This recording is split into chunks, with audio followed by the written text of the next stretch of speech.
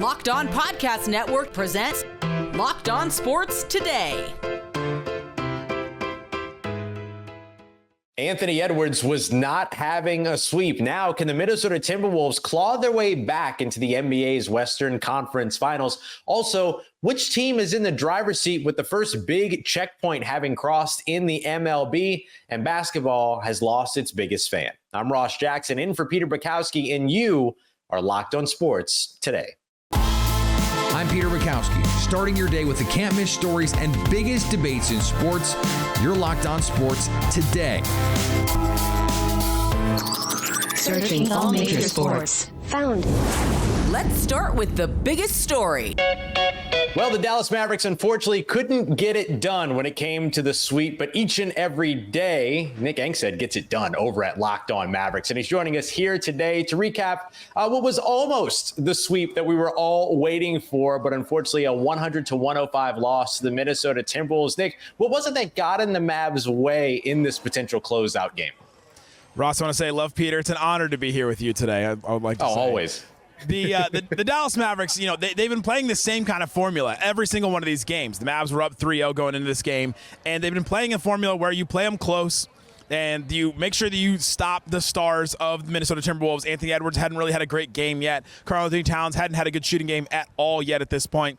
And then you keep it close to the end. And then the Mavs just somehow, in the way that they do, with Luka and Kyrie leading, with the role players having such confidence with those guys leading them ahead of them, to come down to the final 5 minutes and find ways to win. They've done that 3 times in a row. And this time, they just didn't find those times to win. And sometimes that's what it comes down to in a basketball game, where you have these clutch moments.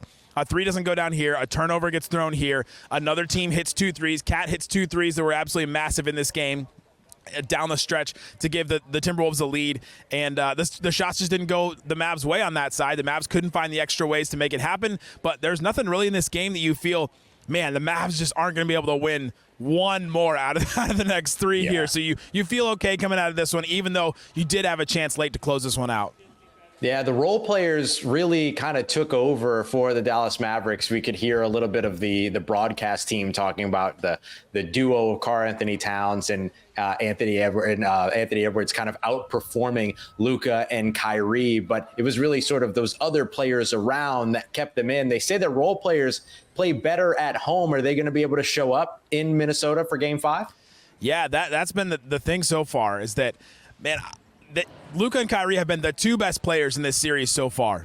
Over Anthony Edwards, over Cat, both of them have been the best 2 players. And that had been the huge difference between. You look at even their shooting splits. And this was the one where Kyrie Irving did not have a good game. Luka didn't have a great shooting game either. I think he went 3 of 10 on 2-point shots. He misses 7 2-point shots, which are, for him, a lot of mid-range shots at the rim, 10 feet out, things like that. If he's not hitting that, you're not getting some easy buckets. And then if Kyrie is not shooting the ball that well, he had a really bad turnover late, and you're not getting the patented Kyrie Irving 10 points in a quarter, 12 points in a quarter, then that really takes away from the Mavs formula. And so now going back to Minnesota, you look at, will the Minnesota Timberwolves role players play better? Will they get better games from Jaden McDaniels? Will they get a better game from Naz Reid, who've been killing the Mavericks so far in this series, while the stars really haven't been stepping up? So if they get that, and the Minnesota Timberwolves stars play like they did tonight, then maybe the Timberwolves extended another game. But if the Mavs continue to play this exact formula again, it's hard for me to imagine the Mavs losing 3 more games this exact same way. So is it just a stay the course for the Dallas Mavericks in terms of getting it done as soon as possible so that they can get to this final series against Boston? It's an excellent football question from you, Ross. Yes, exactly. Stay the course. Stick with the game plan. Do exactly what we've been doing before. But yeah, it is. Like, stay the course. The Timberwolves are the ones that have adjusted so far. The Timberwolves in this game adjusted to the game plan that the Thunder actually had in the second round, where the Thunder were selling out off of the 3-point shooters in the corners from the Mavericks. The Mavericks got 4 3-point shots in game 1 from the corners. They got 17 in this game, so completely different game plan. And to sell out, to stop Luka and Kyrie, to not let them get to the rim, to not let them get the easier shots that they wanted. So instead, they're taking these tough contested shots. And so the Timberwolves have made the change. Timberwolves have made an adjustment. The Mavericks also were without Derek Lively, which I think is a big loss that maybe he makes a big difference. He had the best plus-minus of anybody in this series. When he was on the court, he had been outscoring the Timberwolves. And so without him, that's one big difference that could have made a big difference on both defense and offense for the Mavericks. And maybe if he plays, then all of a sudden this is a completely different game late and the Mavs aren't down late. Maybe they're up late instead. And then that changes the way that the end of this game goes. And so Maxi Kleber returned for the Mavericks. That made a little bit of a difference. That helped a little, but the loss of Derek Lively, I think, was a lot bigger than maybe some people even thought. Yeah. And look, last question I got for you here, just looking at Jason Kidd, right? There was a lot of conversation, a lot of hate around Jason Kidd. You even had the fire Jason Kidd guy turn a whole new leaf over there in Dallas.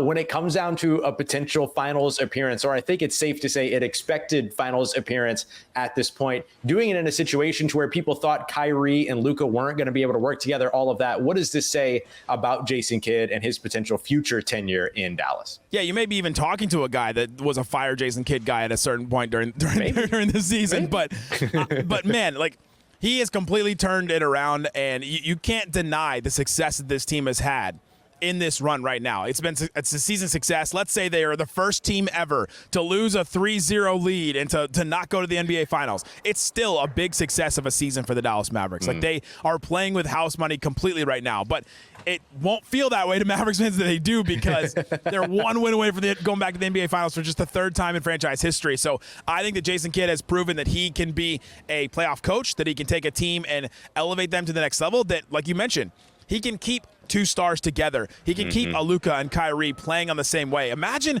them at the end of last season. Kyrie joins for the last 2 months of the season. Luka is, in his 5th year trying to figure out if this is the team that's for him long term. And all of a sudden, they missed the entire postseason. 10 teams make the postseason in the Western Conference, and the Mavs are not one of them with a top 5 player. So Kyrie ends up re-signing. Luka Doncic is frustrated but stays on, and they both lock in, and they both lock in defensively and come back this season and are better than we could have ever expected at this point. One win away from from the NBA Finals. Jason Kidd's got to get some credit for that, and so that's why a lot of people are changing their minds so far. Stay up to date with the Dallas Mavericks all year long by subscribing to Locked On Sports Today and Locked On Mavericks on your favorite podcast app and on YouTube. Thanks for making Locked On Sports Today your first listen. Coming up, with the Memorial Day checkpoint pass, which team is in the driver's seat in Major League Baseball? Before we answer that, it's not a problem that the Bengals' top weapons weren't present for OTAs.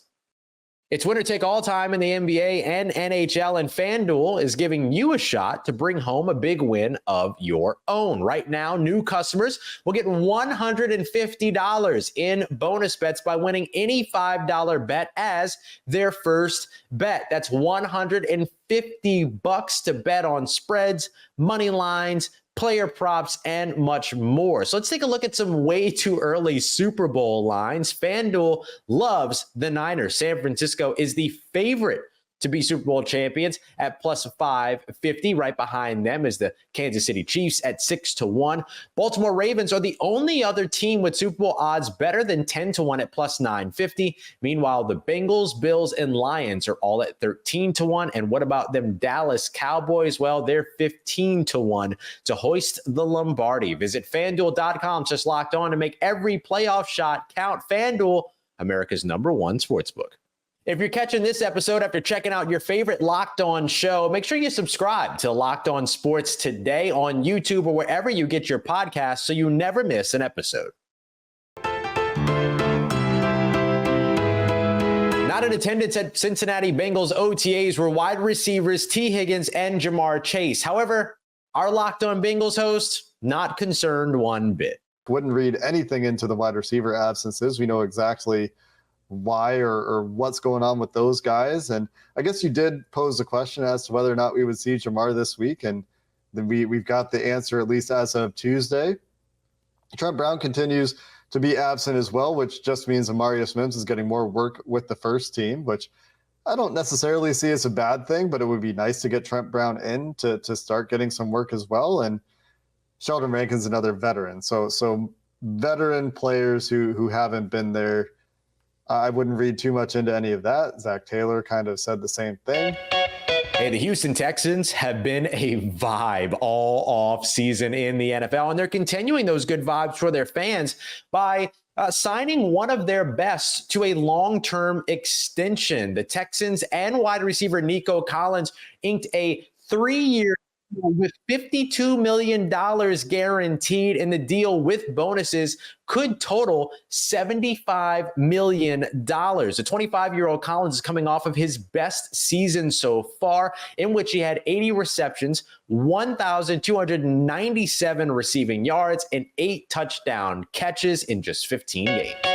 In baseball news, Major League Baseball has corrected a statistical oversight that honestly has gone on for a little bit too long. As of Tuesday, May 8th, 2024, statistics from the Negro Leagues are now a part of Major League Baseball record books, way it should have been the whole time. These has some major implications as well, particularly when it comes to all-time career leader in batting average. That's now changed from Ty Cobb's 3.67 to Josh Gibson's 3.72. Gibson also becomes the career leader in slugging percentage with 7.18, as well as on-base plus slugging percentage at 1.177, moving ahead of Babe Ruth in both categories. Commissioner Rob Manfred said of the move that this initiative is focused on ensuring that future generations of fans have access to the statistics and milestones of all those who made the Negro Leagues possible. Well, here we are at the checkpoint of the MLB season, and with so much excitement already going on, we had to bring in our guy, Sully, from the Locked On MLB podcast. Sully, thanks so much for joining us, buddy. When you look at sort of this checkpoint early on here at the MLB season, who would you say is already a favorite to win the World Series right now? Well, my preseason pick were the Philadelphia Phillies, and I stand by that. I mean, they look really, really good. All they can do is pitch, hit, field, and play fundamentally sound baseball. Other than that, they're very flawed. I mean, as of this recording, they're 38-17, which is good in case you're playing along at home. Mm-hmm. Bryce Harper is. Bryce Harper is adjusting very well to being the everyday first baseman. They're getting good quality at bats, but then you got Suarez is putting together a kind of a year that I think was surprising to a lot of people. He's certainly having an all-star caliber season. Nola, who is great to bring him back. Freaking Zach Wheeler's your number 3 starter on this team right now. And while Jose Alvarado has had his ups and downs, the rest of their bullpen there's been a lot of solid pitching from there. And they're a team that is angry they lost Game 7 in the NLCS last year. And they are going to, I think right now, they were my pick at the beginning of the year, and I stand by it. I love it. So let's go from contender to pretender. In the AL East, the Yankees are there. The Guardians are pacing the AL Central. You've got the AL West with the Mariners. Then you go over to National League. You mentioned those Phillies. So we can pull the Phillies out of the conversation. We know where they sit for you. Mm-hmm. But the Brewers in the Central, the Dodgers in the West. Of those 5 teams, who would you say is a division leader that you're not fully buying into as a contender? Well, it's strange. One of them would be the Yankees, but because I think the Baltimore Orioles are going to be very, very good and may pull ahead, but I think both of them are going to be high 90-win teams. I'm stunned by how well the Yankees are playing without Garrett Cole. You got to give them credit.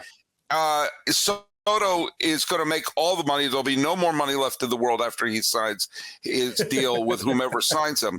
But of the teams but I think the Yankees and Orioles are both playoff teams. I think they're both making the postseason. We're going to see what happens with the 2 central divisions, the 2 divisions that evidently nobody wanted to win.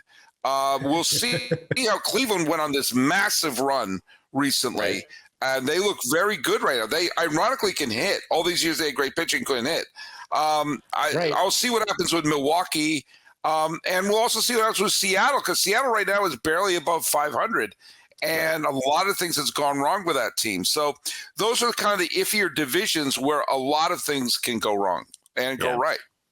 Yeah. And so outside of that, just looking at maybe biggest surprise, maybe from the positive standpoint, is there anybody that's kind of shocked you? Maybe that Guardians hitting, is there anything that has shocked you so far? Well, I alluded that the Yankees lost Cole, and suddenly their strength has been their pitching.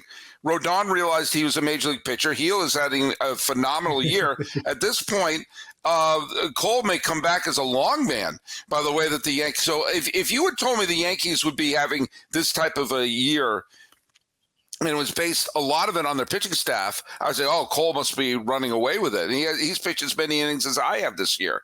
The Cleveland's bats have surprised me. I thought Kansas City was going to be better. Remember, they were 100 some odd lost team last year, but they've gone on a phenomenal run recently, and a lot of it has been Bobby Witt Jr.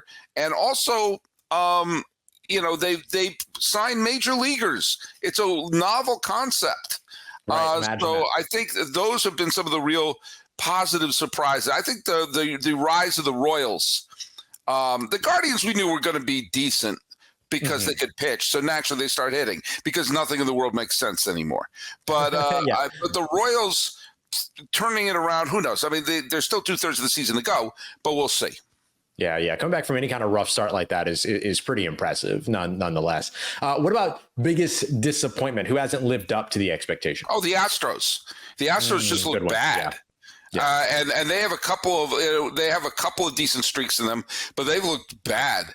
The Diamondbacks, the defending National League champions, have been really inconsistent.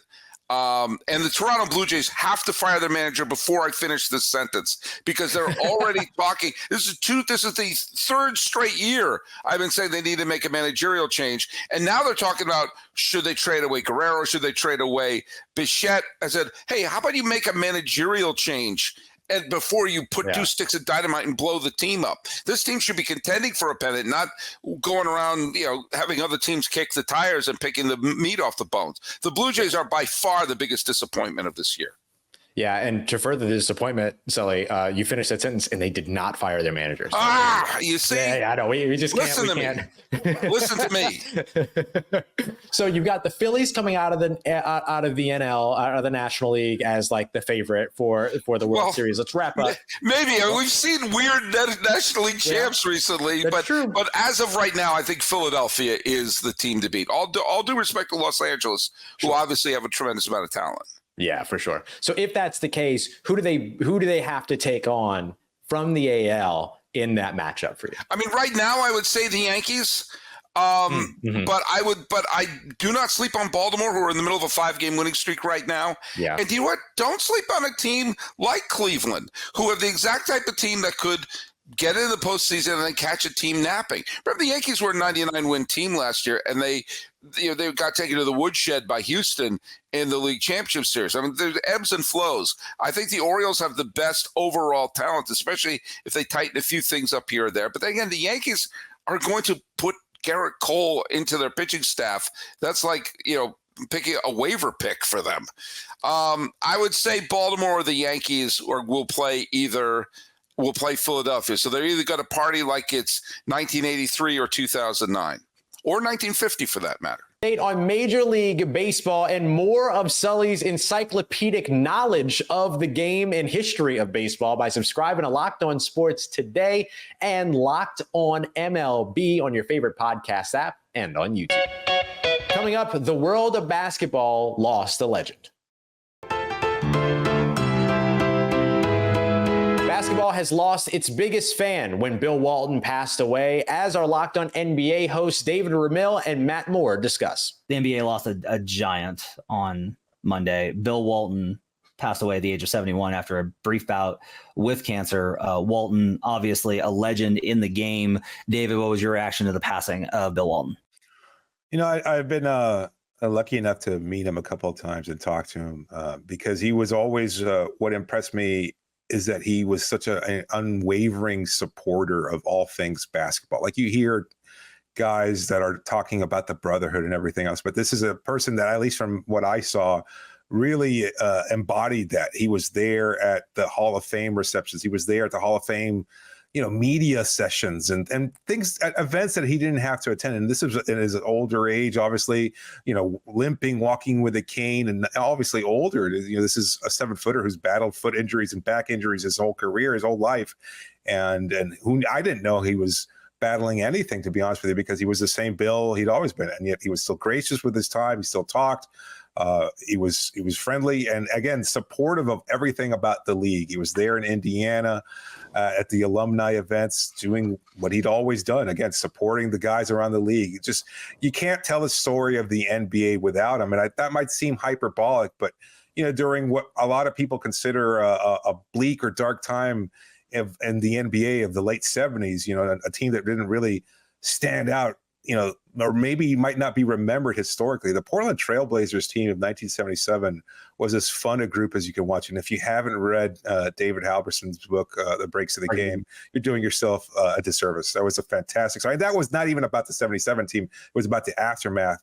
And it doesn't even paint Walton in a very favorable light, but he evolved over the course of his career. That was a trend-setting team. And it was a really fun group of players that were put together, coached by Dr. Jack Ramsey, and Walton was the key. He was a big name at UCLA. He was a center that reminds a lot of people of what Jokic is like, passing the ball, pulling down rebounds, creating offense, doing things that maybe a lot of centers hadn't done up to that point, where they were just viewed as big pituitary cases that were hogging up the paint. Walton was not that. And then he had his second phase of his career as a sixth man with one of the teams that is historically great, or viewed that way, in the 1986 Boston Celtics. That was a really good group with a number of Hall of Famers on that roster. And even his career as a broadcaster, anybody listening to this show has heard a game either collegiately or at the NBA level called by Bill Walton, and his unique, recognizable voice. As a Grateful Dead fan myself, I always appreciated that. Again, his support and love of the Grateful Dead really made him interesting, but just the way he loved the game. And you could tell, maybe it was just a bit or a persona that he just certainly lived up or hyped up while he was on air. But I think, again, behind the scenes, when nobody was talking to him and he wasn't the star or the attention grabber or anything like that, there he was supporting guys that had been part of the Alumni Association, the brotherhood of the NBA. His love of basketball shined through in everything he did. And so I was glad to have met him, and sorry to hear about his passing. He was such a thoughtful guy. That was always what I appreciated about him. I talked to him once or twice, and I was always just blown away by how thoughtful he was about things. I want to run over the resume real quick from a basketball perspective. 3-time National College Player of the Year, 2-time NCAA champion, 2-time NCAA Final Four Most Outstanding Player, member of both the 50th and 75th anniversary teams in the NBA. He was the blocks leader in 77. He was the rebounding leader in 77. He's a 2-time All-Star, 2-time All-NBA, 2-time All-Defensive, most valuable player in 78, finals MVP in 77, 2-time champion in 77 and 86 with the Celtics. And he was the sixth man of the year in 86 as well. But that's the cool thing about Walton, is he was remembered for so much more. And he was an innovator with how he was as a passing big. And he was an innovator in terms of that joy that he took in expressing that love for the game. I think it's very, again, when you've been around the league a while, it's easy to get jaded because a lot of guys do it for the money. And Bill Walton genuinely was around basketball because he loved it, and it was good to him, and he made a living, but he loved it. And that to me is something really incredible. To still have that kind of joy that he had throughout his entire life, I think is really amazing. New York Mets president of baseball operations, David Stearns, is leaving all options open and being realistic about the season so far, but isn't ready to commit to a trade deadline plan just yet. Stearns said, "We haven't played like a playoff team." As to whether or not the Mets will be sellers, Stearns then said, "It's just the reality of how I think that we've played through the first 50 games.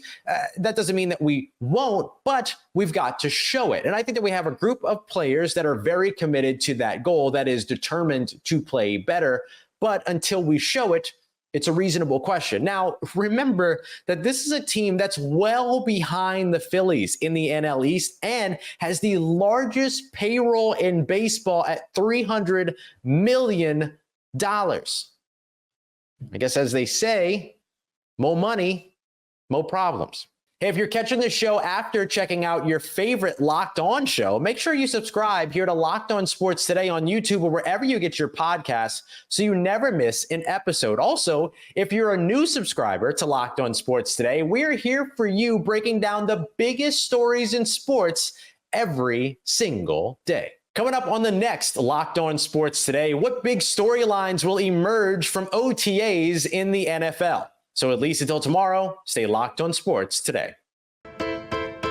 Locked On Podcast Network presents Locked On Sports Today. For more episodes of Locked On Sports Today, go to our video on demand. Click on Sports at the top of your screen. There, you'll find past episodes of Locked On Sports Today, plus other Locked On shows on demand.